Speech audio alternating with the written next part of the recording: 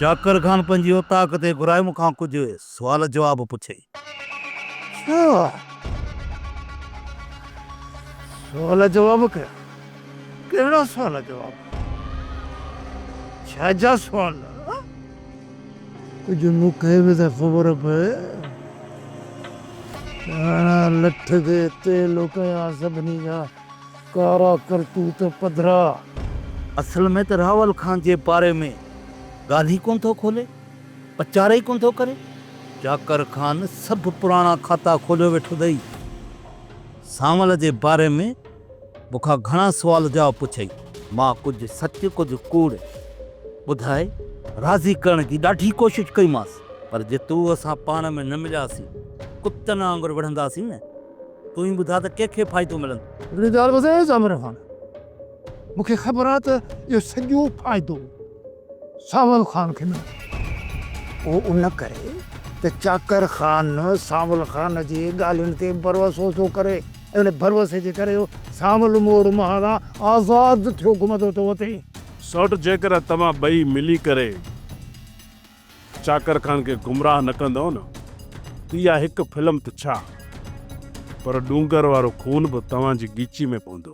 इहा ई ॻाल्हि सोट, इहा ई ॻाल्हि मां हिन कमीने खे सम्झाइण जी कोशिश थो कयां, पर हिन जे दिमाग़ में लॾा जॾहिं सम्झ में अचेसि। जबर इन रूडे जे शैतानी खोपड़ीअ में सभु ॻाल्हियूं वेठल अथई, सभु ॻाल्हियूं। पर मूंखे इहा बि ख़बर आहे त तूं हिन ज़मीन जो कमीनो इंसान आहीं। इन करे तुंहिंजे मथां मूंखे भरोसो ई नथो थिए।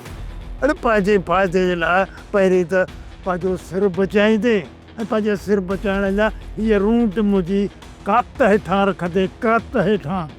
जे तोखे मुंहिंजे मथां इतबार न आहे त पोइ हलूं था मसीत में। मां रखां भलो साईं पंहिंजे मथां। ईअं त करूं कोन्हे। लख नालत हुजे रूंडा तुंहिंजे ॼम ते। हाणे हिक ॿिए ते भरोसो करण लाइ हलूं मसीत में, हली मथे ते भला साईं रखूं। अदा जेकॾहिं ईअं हुजे हा न त चाकर खान बार बार असांजे दर पंधु करे न अचे हा, पर जेको मुंहिंजो अंदाज़ो आहे न इहो ई चाकर खान रूंडे ऐं जाबर वारनि खे फ़रिश्तो सम्झंदो हो, पर हाणे उन जो शक उन्हनि जे मथां बि वधंदो थो। मूंखे पूरो पूरो यकीन आहे त तमामु जल्द इन जाबर ऐं रूंडे जो शैतानी चहिरो मां चाकर खान अॻियां पधरो कंदुसि ऐं पोइ वापसि असांखे ॻोठ हलण खां केरु बि रोके न सघंदो। इन करे चवां थो त थोरो सब्र खां कमु वठो ऐं मूंखे पंहिंजे हिसाब सां कमु करणु। जेकॾहिं हिकु दफ़े में ई सॼो वज़न मूं चाकर खान जे मथां रखियो त मूंखे सचो घटि कूड़ो वधीक सम्झंदा।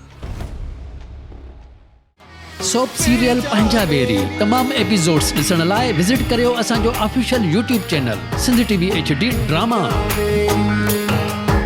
सब्सक्राइब कयो असांजो official YouTube channel Sindh TV HD drama ऐं वधीक अपडेट लाइ बेल आइकन खे क्लिक करियो।